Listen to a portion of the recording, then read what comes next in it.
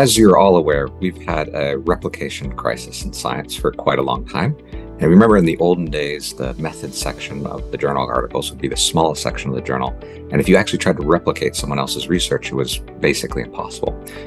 What HardwareX is attempting to do is to have an open source, digitally replicable version of every scientific tool available. And what that means is that if you read a scientific article in any journal out there, it should have a direct link to the HardwareX article that will allow you to download, replicate the equipment, and then you could replicate the experiment. So that's the future that we're moving towards.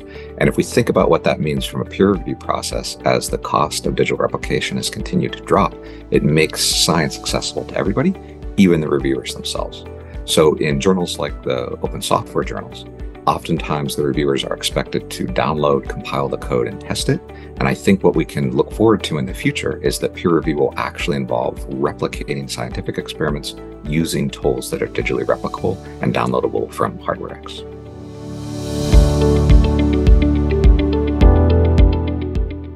One of the primary challenges to running HardwareX in the peer review process is that it's an extremely interdisciplinary field. Hardware is developed for science studies in all different disciplines. And so finding reviewers that have the appropriate expertise both in the subject area and in developing hardware is very challenging.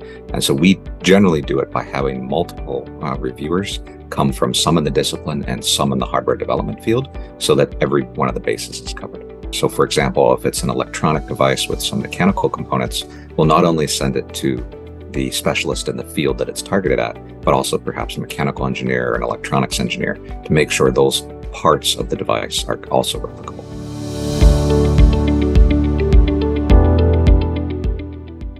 To be frank, I'm actually very concerned about it. So as I mentioned before, our articles undergo more extensive review in general than a conventional article. And it's done by people that are subspecialists in part of the article. So maybe the validation of the particular tool. That makes it very difficult for any one particular person to be able to read the entire article and have complete knowledge of every facet of it. And that makes using AI and other generative tools, it makes it possible for them to fool a conventional reviewer. And we've already seen at our journal what I'll call garbage articles, where dozens of articles are being submitted, usually by not very well trained AI, and I think we've caught all of them and deleted them. But I worry about the future where we're a limited team, and if thousands of articles are submitted that kind of pass the first blush of looking reasonable, it's going to bog down and potentially destroy the peer review process.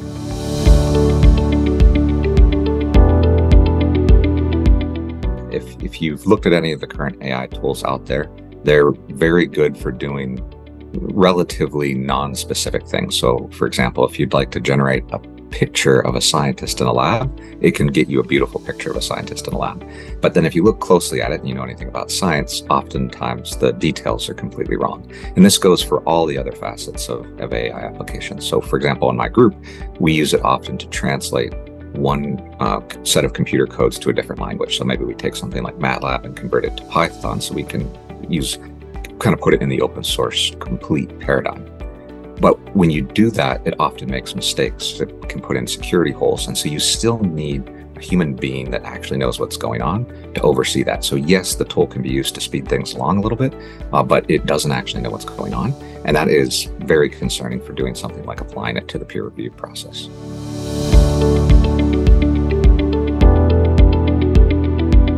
I think one of the areas that AI can be used in the peer review process is to identify appropriate peer reviewers.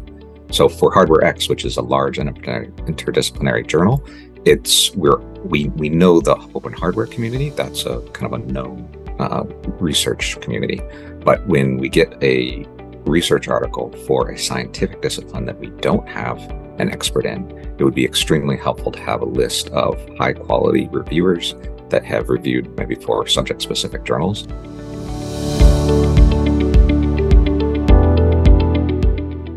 The application of open source principles to academics is particularly useful for early career researchers. If you develop a scientific process or you discover something and you make your hardware and software and methods open source, by doing things like publishing in HardwareX, your work will be much, much more likely to be cited. If you would like some experience in doing peer review yourself, one of the best ways to get involved is to make sure you check the right boxes when you submit your own articles. So if you're a recent published author in HardwareX and another article of a similar flavor or kind of specialty pops up, you're very likely to be highly ranked on our list of potential reviewers, and we'll select you, and then you'll have a chance to begin kind of seeing the review process from the other side.